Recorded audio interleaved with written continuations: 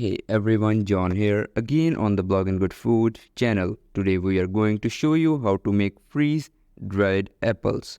Before we start, could you please hit the like button if you enjoyed our past videos or if you find today's video helpful. It helps more people find our video.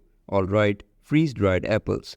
There are a few ways to do this, but we'll keep it simple and tasty.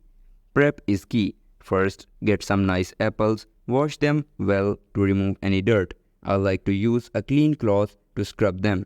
Slicing option. Now let's slice the apples. You can use an apple corer and slicer or get creative. Today, we are using a fry slicer to make thin, unique slices that look great when freeze-dried.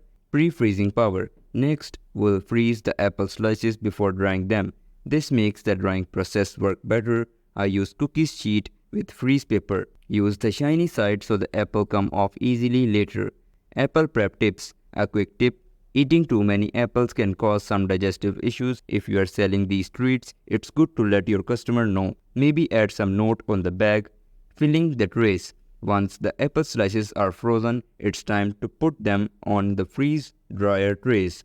Since the apples are frozen, work quickly to keep them from thawing.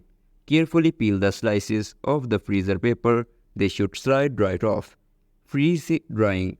With the trays loaded, we put them into the freeze dryer. This machine removes the water from the apples, turning them into light, crispy snacks. Check it out after the freeze drying is done. Check out those apples. They have shrunk but kept their delicious flavor. Now you have a tasty, shelf-stable snack that's perfect for hiking, lunchboxes, or just eating anytime. So there you have it. Freeze-dried apple in a few simple steps. If you enjoyed this video, don't forget to like and subscribe for more food adventures.